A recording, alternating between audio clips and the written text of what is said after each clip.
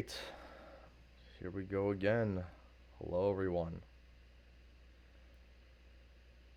I think I found my rhythm again as I'm recording, working on other stuff. It's just, like I said, the demands of this world are distracting and they consume all your energy. I have this quartz ball mixed with, I think, obsidian. It's supposed to be.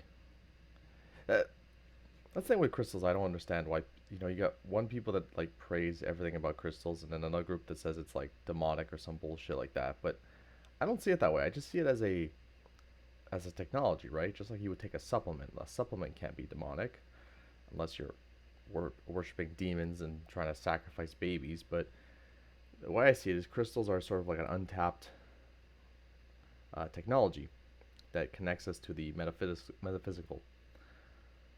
Slur my words again. I'm still sober. Slur my words because I'm still sober. But yeah, I just find crystals. I think there might be a benefit to it. Maybe just because I'm rolling this ball in my hand and I'm squeezing it and it's creating blood flow, and that's what's helping me with concentration. But who knows? It's got a nice little stand. Well, it's kind of a shitty stand actually, but the crystal's nice, and they are expensive. I actually have a bigger one. I was gonna get my wizard game on. I got a nice proper. Well, I wouldn't say proper, but it's you could basically consider it a scrying orb because how big it is and it's polished and I believe it's shungite. Massive fucking thing. It's fucking expensive. Shungite is so expensive. The stores I usually go to, they didn't have for a while because of the whole war with Russia and Ukraine, and then all of a sudden they got a huge shipment. So I'm like, all right, we're back in business. The wizard arc will continue. Oh, what I want to talk about. Well, two things, actually. Two things I want to talk about today. Just gonna finish my late night coffee. I actually have to be up in a few hours, so I'm just gonna. That's why I'm drinking coffee, just to stay up and go through it. Gotta go back to work, and then I gotta go to the garage and pay for ever increasing prices of vehicle repairs and tire replacements. I swear, the powers that be don't want people driving. And if you are driving, you're driving some kind of electrical death machine that can power down whenever they want. And I wouldn't be surprised if they start putting in these like electrocution devices that like just zap you the moment you're out of line. You're on the road, and you think the wrong thoughts that are wrong think, and you get zapped. But we're not there yet. And the car I'm transitioning to now, it's not an older car, but it's not a completely it's not an electrical vehicle. Like I mean, it has electrical parts obviously, but it's not like the new electrical vehicles where everything's being replaced with electronics and computers and everything's monitoring everything. It's not like that yet, or not quite like that. And I definitely don't ever want to get a vehicle like that. My dream would be to get some type of to find some American muscle car, right? Because their parts are a lot easier to, even if they're not being made, I would assume they're easier to machine. Most of these older type vehicles. I could be wrong. If someone's a car person, they can correct me on that. 'Cause, my car of choice would be a '67 Impala. That would be my vehicle of choice. I'm not really a car guy, but if I had to choose a vehicle, that would be that. It's got it's got look, it's got size, it's got power. I think it's got power. Someone's gonna tell me I'm wrong.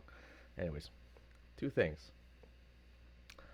I think the first thing is just I wanted to discuss about is nationalism. And I'm of the opinion nationalism is important.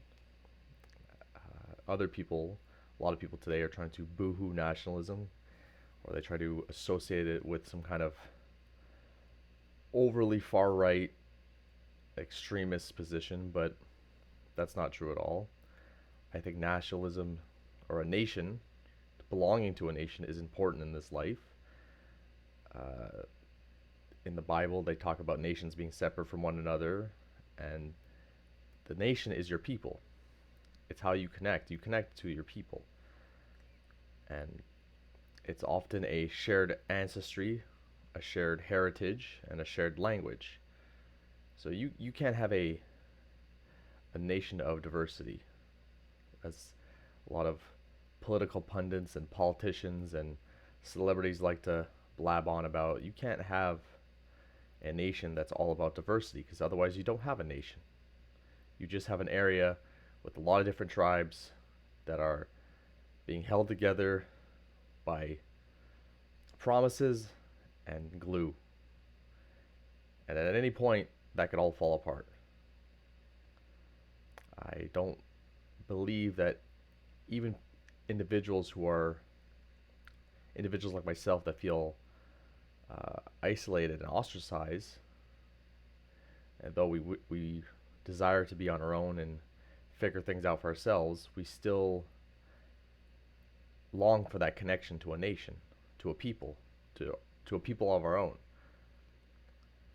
And to get rid of that, to dispose of that notion of nationalism, I think is what's the word I'm looking for? Well, it's not healthy. Let's put it that way. It's not healthy for individuals. It's not healthy for a people. Uh, we know why nationalism is shunned today. We know what parties are heavily invested in destroying the fabric of a nation, of pushing globalism, everything for everyone. Everyone could be anywhere and everything. Uh, just like my country, for example, Canada, Leafland, the Great White North, it had its own identity. It's a very Canada is a young nation, right? It's not a very old nation. It's still relatively young, but it had a strong foundation. It had a chance of becoming something greater than what it started. But unfortunately, it either is or was killed in its adolescence. Um, it had a founding stock, which was mainly the. Sorry, I got an alarm here that's just beeping nonstop. It had its foundation population stock, which was mainly comprised of the Anglo British and the French. These are the two main populations that sort of merged and coalesced together to create the nation of Canada. And yes, there's the natives too. They are a part of the creation of Canada. We can't deny their role. And in fact, I believe their philosophies have imprinted on the founding stock populations more than we realize. So yeah, so Canada had an identity, and now it's being turned into a commercial economic zone, right? Anyone can be Canadian. Come over here, get your passport, get uh, your resident card, residency card. Shit. And yeah, you're Canadian because it says on the paper you're Canadian, but that's not true for a second. It doesn't matter what I believe or what I say or what I tell you. We know factually it's not true for a second. Not everyone could be Canadian, because if everyone could be Canadian, then no one's Canadian.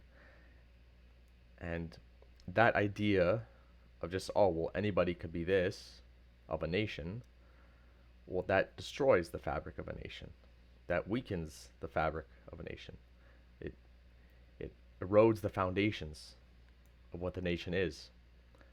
And a nation is a people. It's a particular group of people, like I said, with a shared ancestry, shared heritage, shared experiences, shared language, shared culture. These things must be shared, they must be experienced in the general public. And today, Canada is, from sea to sea, from west coast to east coast, it's becoming vastly different because we're being, for lack of a better word, colonized by other demographics, other groups, picking and choosing, carving out their parts of Canada they desire, and they are not Canadian, and they're not becoming Canadian because if they come in over in such massive droves, there's no desire to assimilate. Because if you could live in your own isolated communities, you're not going to. Won't be a desire to assimilate. Just to use me as an example, uh, I live in the French part of Canada, and I'm an Anglophone, which is just our way of saying English speaker, native English speaker. And yeah, I can kind of speak French. I can get around, but I'm not fully immersed in the French culture, simply because I grew up with a lot of English, lived around a lot of English, so I didn't have a total dependency on the French culture. I had my own community. Now, mind you, English is part of Canada. No, the Anglo-British sphere. Canada belongs to that. So I'm not a, well, I might be a foreign entity to the French speakers, right? The Québécois, as they would call themselves. I might be foreign to them, but I'm not foreign to Canada. And the idea of Canada is that union of the Anglo English speaking British and the French speakers, the French Canadians, the maritime French. And that is what Canada is ultimately. But now, of course, we're just getting influxes of populations all over the world. And when they come in so fast, I know I'm repeating myself, but I'm just want to reiterate, if if you're surrounded by the same people you were back home, you don't need to change your language in order to get a job. You don't need to change your behaviors in order to fit in. Then you're not going to assimilate. And we see in Canada this is happening. Uh, our politicians, our leaders, our unelected leaders are in making backroom deals with bankers and corporatists and other world leaders and other secret organizations that we probably don't know about. Some are more open than others. The WF, UN, and they're turning Canada into a economic zone, right? They want a tax farm. They want taxable people. They want to make money off people because they don't care about what a nation is. They'll lie straight to your face. They'll say all things about, oh, we're here to protect the identities of people, but they're always here to protect the identities of the people they want to bring in, the foreign populations that they want to use as a workforce. Even if they're as an ineffective workforce, they're still a workforce that is cheap and they can be taxed. And their culture, their nation is mammon, money, material. And today, Canada is being taken over by mammon. So yeah, and it's not healthy. It's not healthy for the Canadian population, sorry, that are already here. The generations of people that are the descendants of fur traders, settlers, when there was never, these towns or cities where there was nothing there to begin with, and then some people came there in a caravan, set up shop, and built from there. There's generations of people since then.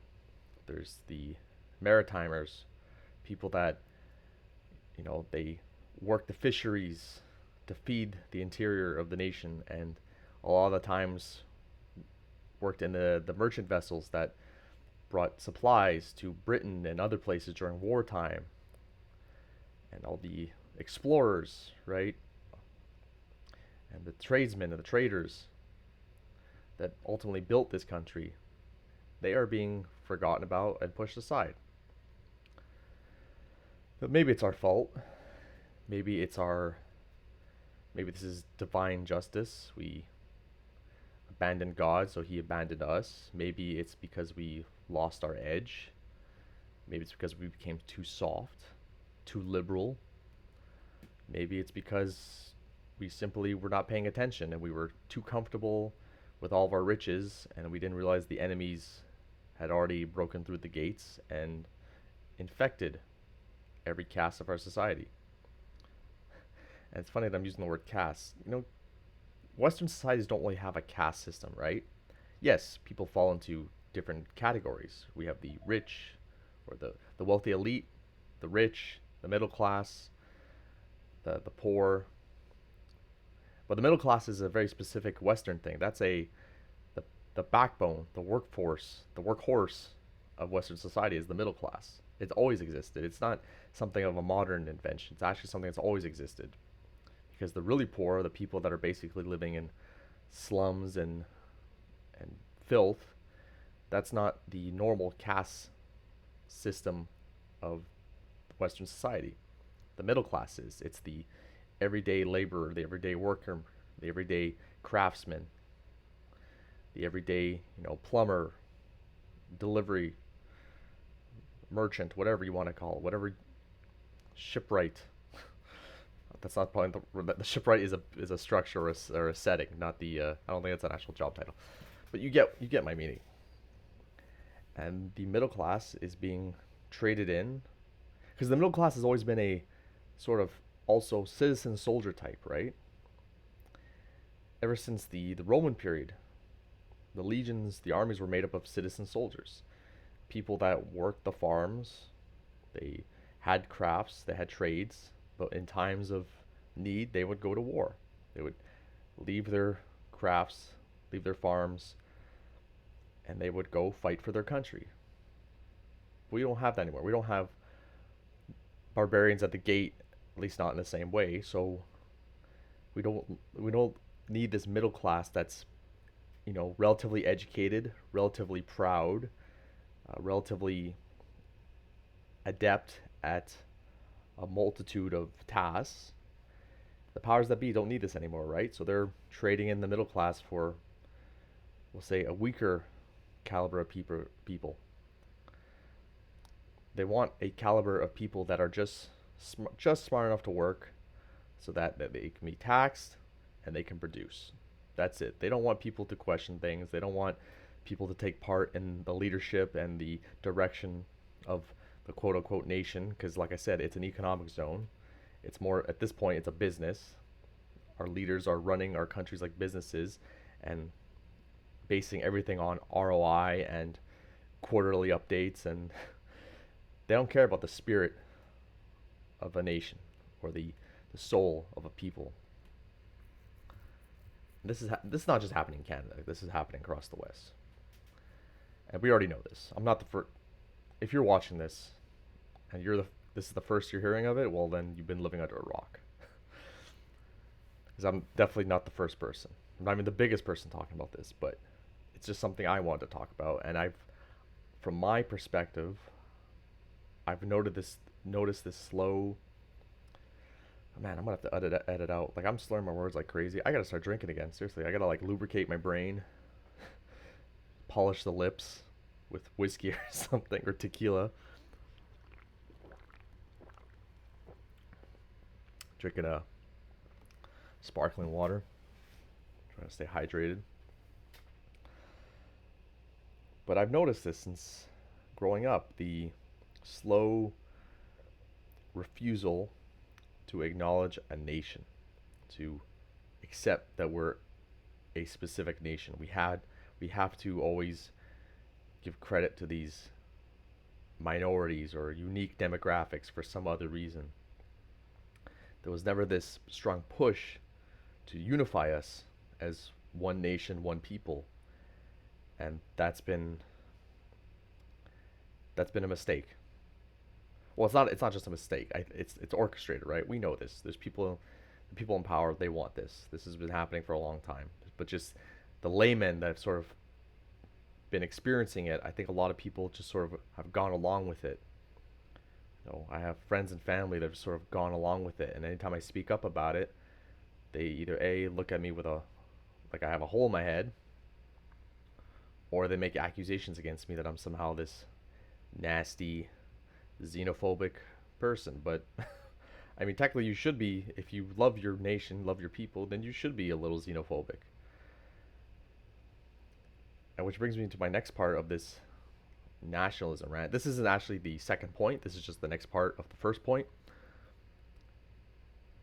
But I, like many men in our society today, feel abandoned by our nation. You don't just have to be a vet going to war and then coming back, going to war, getting your limbs blown off, coming back and realize, oh, Your government's not gonna help pay for anything. You're on your own. You don't have to do that anymore. We're all being casted aside, left to rot. If they treat us like horses, as soon as we have to slow down for a moment, they put us down. uh, Many men, such as myself, are ostracized from our nation. What we see as our nation. We're considered excess and pariahs, and this is a dangerous thing to do, as we've seen in history. Because anytime you've casted out a very large group of individuals, in this particular instance, mostly males, when you disregard their needs, when you disregard uh, their view on things, then you create a opposing force. Now, maybe there's some new, like, this has been going on since, forever, right? But maybe the powers that be, maybe they have a new plan, right? I think that's what all the AI is, all the data centers is for, is basically to put the final nail in any kind of resistance. They can catch it before it even sparks. Because back in the day, when nations, or say emperors or kings or party leaders that took advantage of the people and disregarded large swaths of the population, they ended up creating a resistance, an opposing force. And it would often result in massive conflicts that would be costly in resources. Now remember, like I said, these people, their nation is mammon, the material. They value this. They want everything quantified, labeled, monetanized. Jesus, Lord help me. Monetanized. Oh my God, I'm cutting this part out. Monetanized. Hang on. I think I'm having a mini stroke. Give me a second.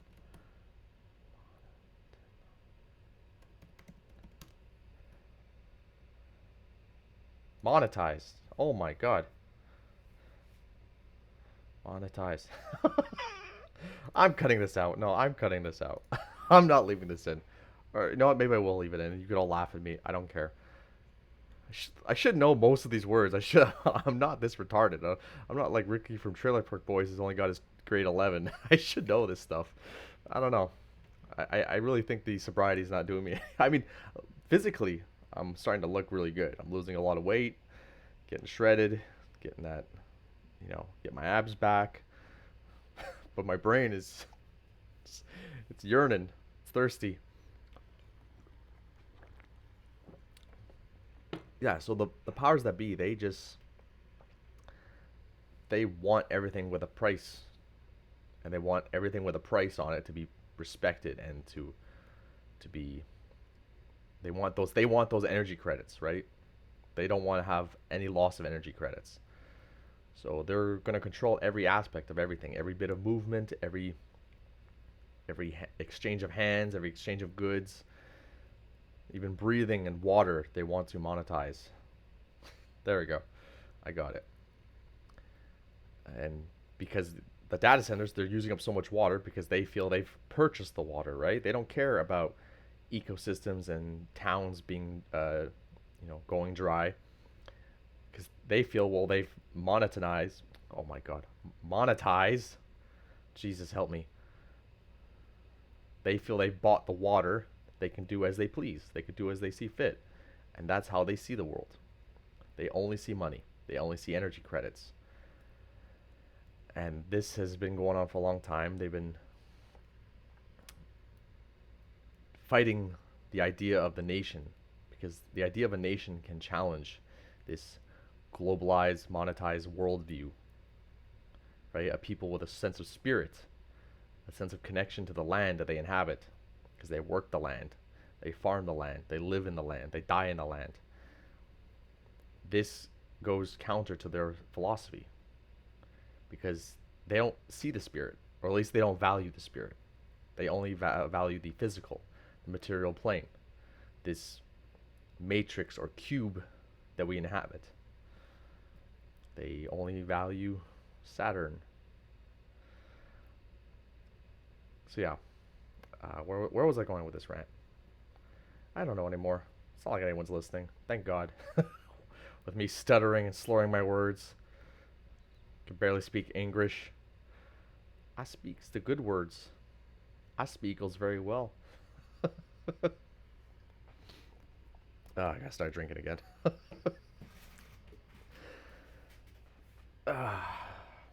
But okay, so which brought to me what I originally wanted to talk about is so Canada Day just passed, and it's felt like one of the least eventful, least thought of, just pass by Canada Day I've ever experienced.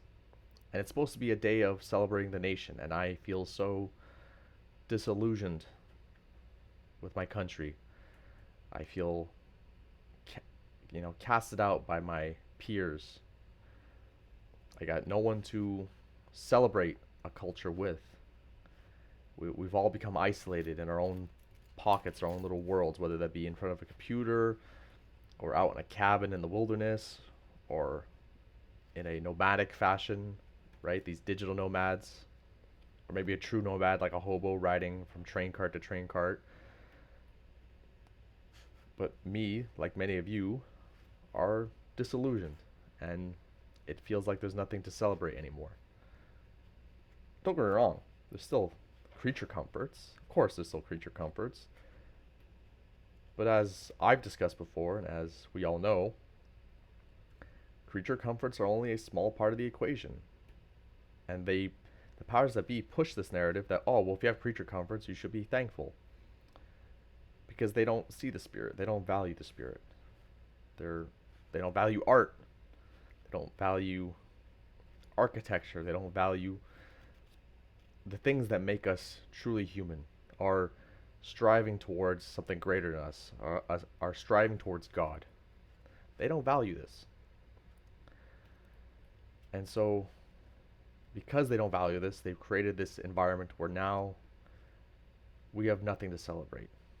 Now, I'm sure if I went to these events, there'll be tons of foreigners celebrating. But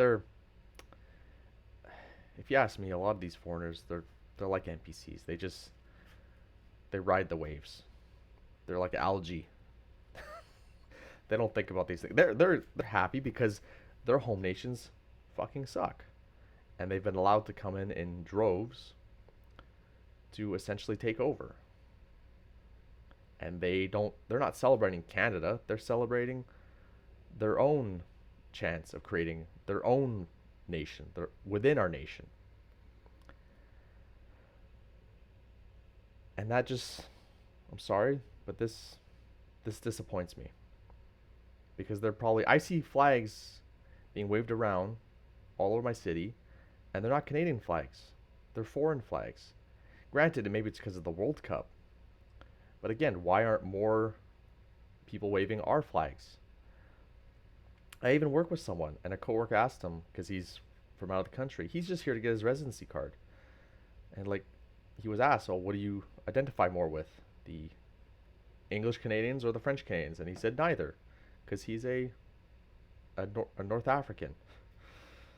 He doesn't care about Canada, and that's how a lot of these people feel. They don't care about Canada. They don't care about the nation of Canada. They don't care about the spirit of the culture, which has been this sort of, you know, more softer, light-hearted version of the Americans, where we're willing to be of service, but also we want to protect what we have and maintain what we have.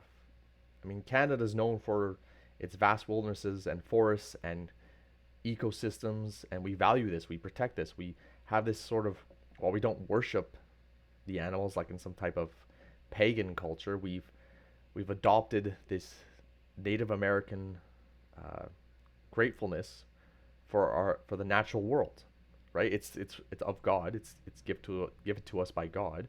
So we have adopted this mindset of appreciating the natural world because we live in it. We need it to survive, and we maintain it like a garden, which is conservation is a very Canadian thing.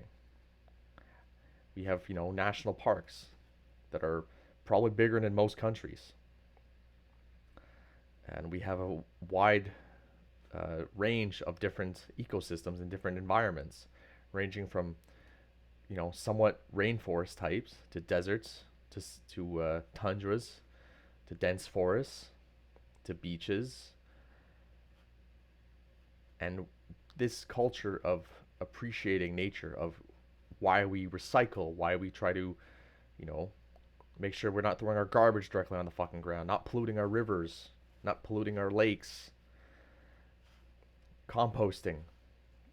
Canada is a nation of people that are very uh, eco-minded individuals. It's always been this way.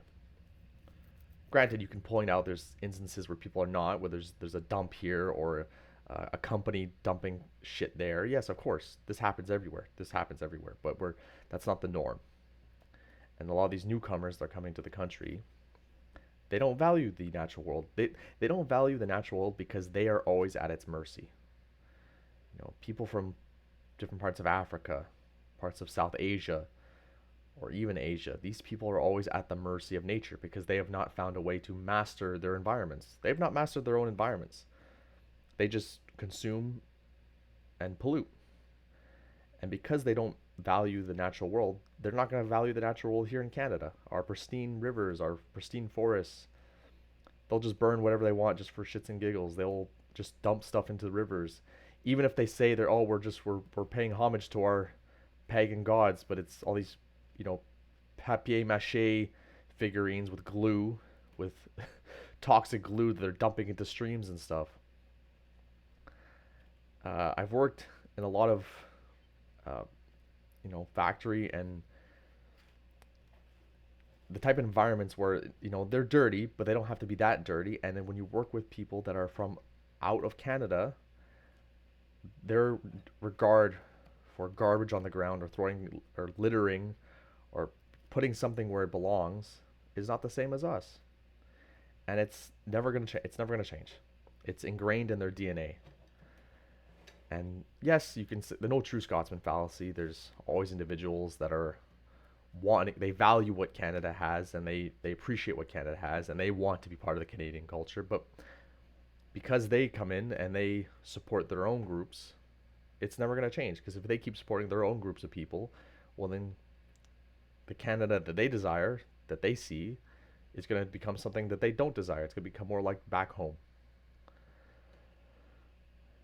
So as a Canadian, this Canada Day has just been, what's the point? We're being flooded with people that aren't Canadian, that don't care about the Canadian way of life. I'm sorry, just because you have a residency card or a passport that says you're Canadian and you watch, I don't know, hockey when it's on, that doesn't make you Canadian. And I feel isolated from all my family and friends. I don't have many friends anymore. I kind of sort of relinquish a lot of my friendships for this reason, is they don't share my worldview. And why should I pollute my philosophy of honoring the nation state with people that just care about material. They just care about themselves. And yeah, it's very disheartening. It's disheartening. It's a hopeless situation where we're just working to pay taxes, to pay down inflation, to maintain the homeostasis of this energy current loving society. That's one of the reasons why I think I dive into my isolation with art and other projects. I'm trying to teach myself to code. Uh, there's a few coding projects I want to work on. It's just the normies of Canada. There's too many of them, and I can't connect with any of them because they they are devoid of spirit, devoid of that soul, that thing that makes a person, more than an animal, more than just a meat suit looking for its next meal. And yeah, that's my feelings on nationalism right now, is that it connects you to a higher purpose. And you can't just be connected to a higher purpose alone. You need a nation.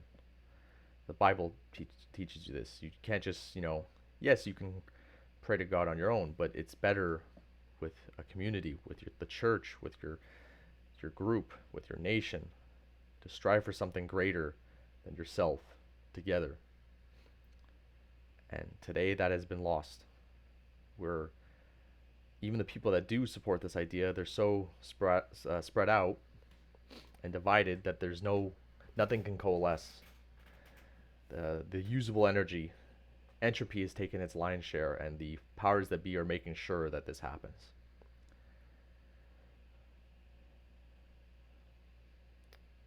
Anyway, the show must go on. I don't know if I like this one. I might, maybe this will be a blooper reel. It might be a blooper reel. I just try to put my thoughts into words, into concepts that can be translated efficiently. But everything seems to fall on deaf ears and unapproachable minds. I don't want to say dull minds. I don't think all people are that dull. But I'll say unapproachable. It's like most people today, their minds are shielded by something. And I can't, no matter what tool I use, I can't seem to get through to them. And this has been my way for most of my life. Some people get it. But oftentimes, the people that get it, they're also in my position where they can't do anything about it. And even if there's a couple of us, or a few of us, we can't do anything about it. Honestly, for the younger generations, right, the Zoomers and the Alphas, right, they're the newest generation, the Alphas, which they're basically still kids. I mean, they are still kids. The Zoomers now are all growing up and are grown up. I don't envy your situation. Especially if you have a strong desire to be connected to your nation. Um, it seems like an unwinnable situation. Because when I was growing up, I honestly felt like unless your parents were super abusive, and I mean like Netflix series murder documentary abusive, or they died in some horrible accident, you had a relatively good childhood. My generation, everyone across the board it was like the golden era of being a kid. You got to see things that were brand new and innovative, but at the same time, you still got to experience life. You still got to go outside and enjoy the sun. You still got to breathe clean air and enjoy the rain that wasn't polluted with every heavy metal that they're spraying in the atmosphere. Food wasn't totally poisoned. I mean, some foods were kind of processed, and we knew that. We knew they were processed, but they were fun at the time, right? We didn't care. We didn't realize how deep the rabbit hole went. And everyone had a relatively good childhood. And it's like there's two camps now of my generation, at least. There's the camps that sort of sold out and have become part of the system. And then there's the other camp that sort of looks at the approaching cliff and is just wrought with dread because we are unable to turn the wheel. We're not in the driver's seat. We're in the back seat. We see the cliff approaching and we can't. The doors are locked. The doors are locked. We're not in the driver's seat. We have nothing to break the back window. And it's just depressing. I don't know. Maybe this is just my particular case. I feel like there's other individuals like myself that are experiencing this. Many actually, more than we would realize. And yeah, the approaching cliff, the pit of chaos that's coming to swallow us all. It's not even a pit of chaos. It's more of a pit of unchanging. I don't know if you can understand that. I spoke in an earlier video, or no, I didn't. No, that's the video I was working on. Okay, well, I'm gonna say my piece now. Um, the whole thing about Lord of the Rings was that change was a natural part of life. You transition from life to death, from childhood to adulthood, etc.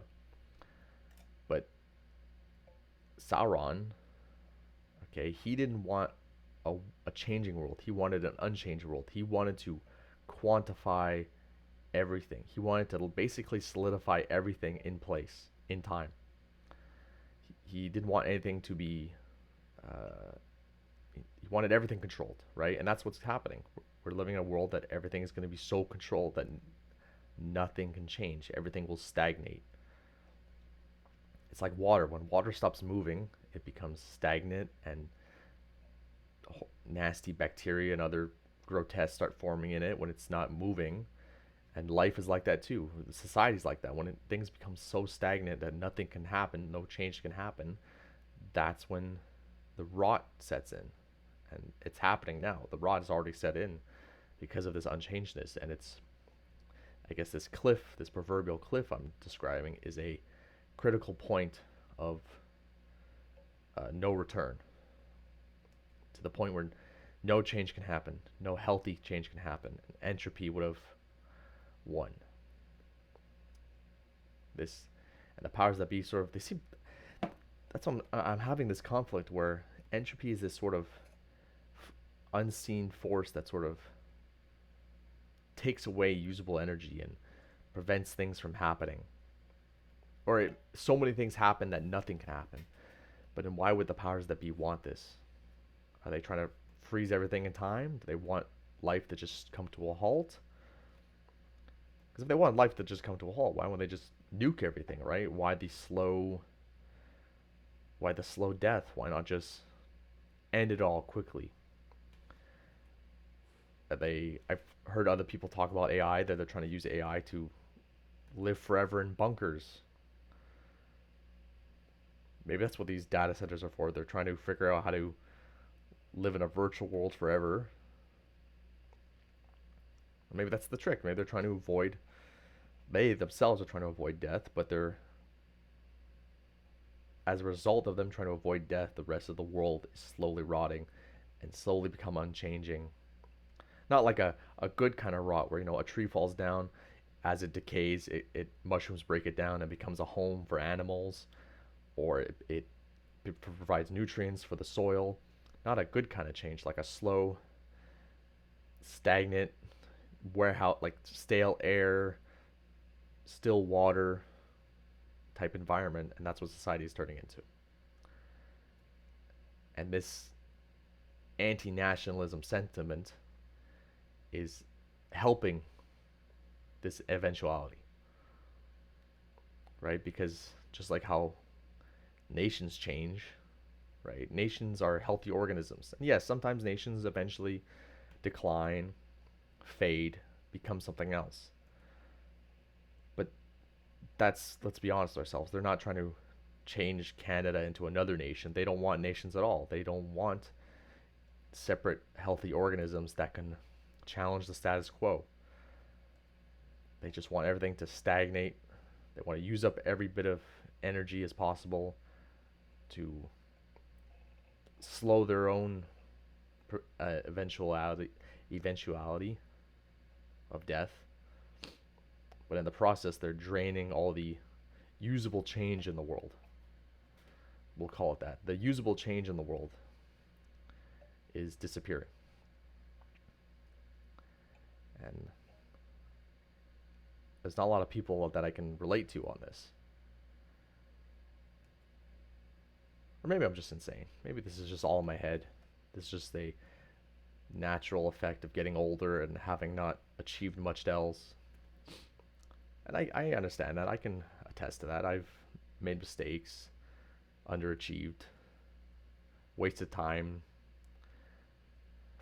I was an alcoholic in my 20s. I didn't use it to make me more efficient at anything. I was just existing, and I understand that. But it's like I've spent so much time trying to change my life in the last 5 to 10 years and nothing much has changed. So it's just, what's the point? If I can't change my life, how could I change people's minds? How could those people's minds change a nation? And nothing can change. No sparks. God, I'm gonna hate reviewing this. I'm gonna hate myself.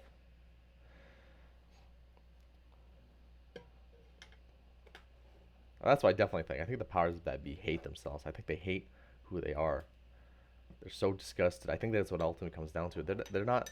It's not like all they love life and they want to keep the party going. No, no, they hate themselves. They're disgusted with their physicality, their shortcomings, so much that they're gonna make the rest of the world suffer. They're gonna infect the world with their corrupted, stagnant minds, and they want. I don't know. There's some real evil at work, and it really feels like God has abandoned us. He's left us to these energy vampires. These energy vampires are running everything into the ground. And they're going to suck out every usable bit. Yeah. Alright, well, that's going to be my end on the first point. I don't know if I'll talk about my second point. It's getting kind of late. They're kind of yammering on. No one watches these videos anyway, so. But I do this as a kind of therapy, right? Get your mind out there, get your voice, listen to your own voice. Be like, oh, is that what I said? Man, I'm retarded.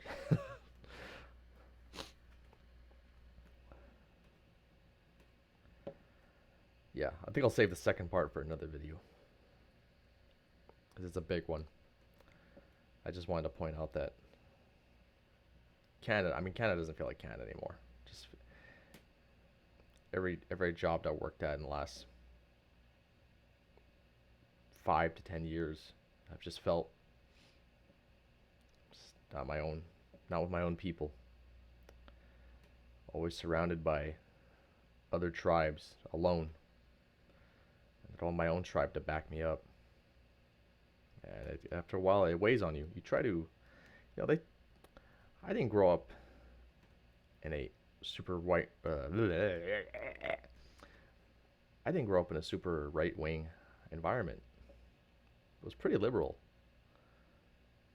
I wasn't raised to hate and be disgusted by others, but through my own experiences and now what I see going on in the world, it's become a part of me now to just hate the other.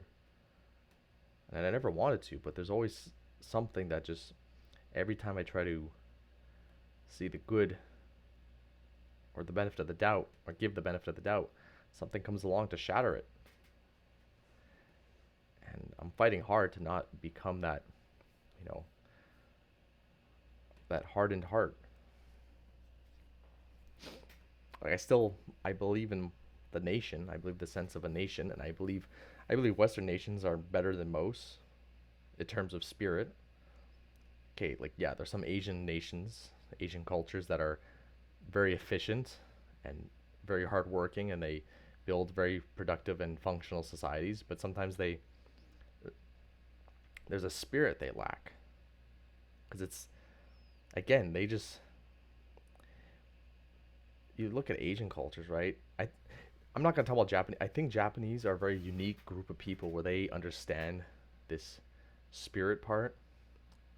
For some reason, the way their society started or the way their people started, they're not just about mastering their world, but also mastering their souls.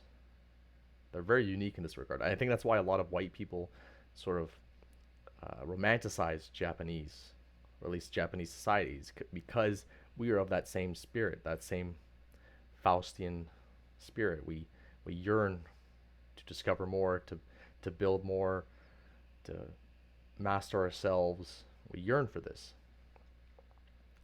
and we're attracted to that. It's like not opposites attract, but no, it's not opposites attract. It's similars attract. And European societies have this, or at least they did, maybe not anymore, this spirit to them. The United States is probably the best example of this spirit, of this desire to create, to build, to master. But you can't do these things when you're having, infighting. You can't do these things when you have other groups tearing you apart from the inside. You can't do these things when you're worrying about things that are you shouldn't have to worry about. Like how many groups that, Western societies have to babysit and drag them by their feet just to get them to be, if not productive, at least just not holding everyone else back. I don't think there's a whole lot of. I mean, maybe there's an easy answer to this. Someone's gonna be like, yeah, there's an answer to this, but I just don't know anymore. So many differing opinions. It's becoming. I mean, I guess this is why the powers that be are trying to use AI, right? They want a hive mind mentality because then it's easier to change the direction of stuff. But we shouldn't be relying on machines and AI to do our thinking. We need to be of like-minded and like spirit. We need to be the collective conscious that decides the direction of our nations, not AI, not a few select individuals who have the access codes to some server.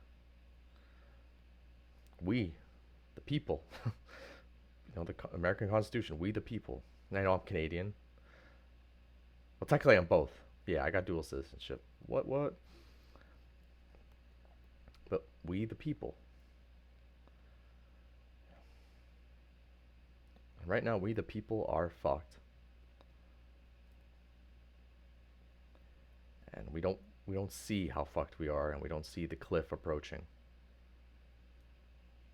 The pit of stagnation, the pit of despair, and no change.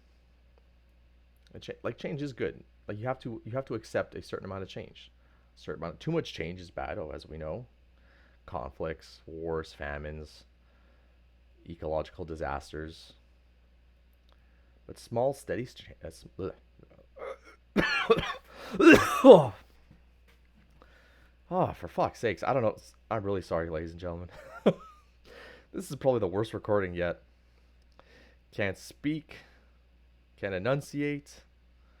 Can't get my fucking point across.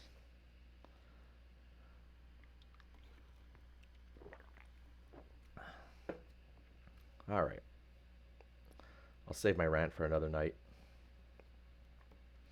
I don't think this quartz ball is doing anything. I'm rolling it between my hands now, trying to get focus and energy. Nothing fucking works. Everything's a lie. Everything's just a snake oil selling point. And that's my problem too. I'm losing trust in everything. Everything seems to be a snippet of the truth that has been then veneered in lies. Or lies are veneered in snippets of the truth. Yeah, that sounds better. That sounds a lot better. That's what everything is today. Just lies veneered with snippets of the truth.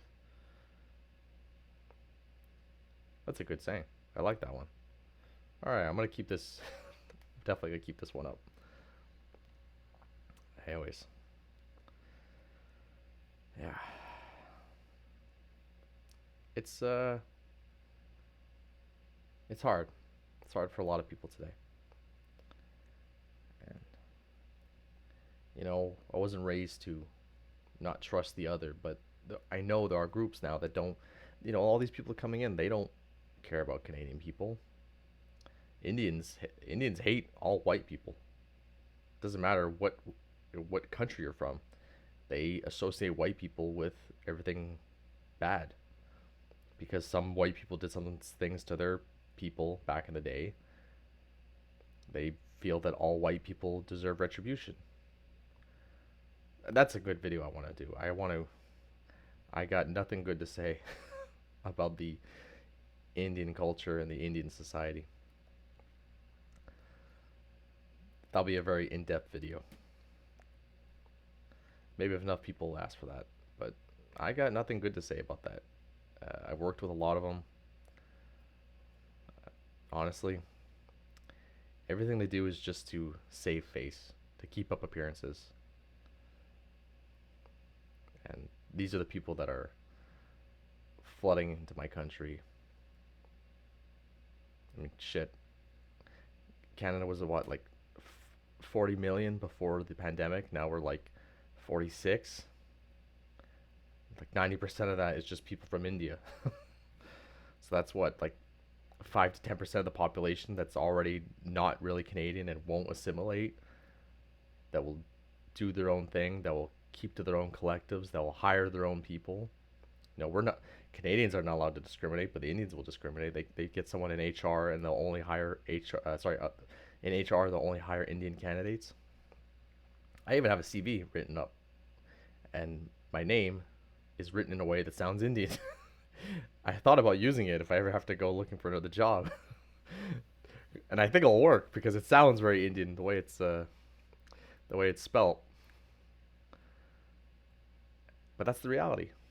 Because it's not AI, artificial intelligence, that's screwing you over in the job market because it's throwing your CV in a bin automatically because you don't have the keywords in your CV.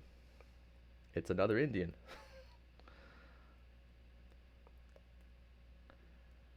And yeah, that's another discussion. That's a whole other video. That's gonna be a much longer video. Well, hopefully not. Maybe it'll be a more polished video and then just be a, you know, it'll be a pinprick, but a pinprick straight to the heart.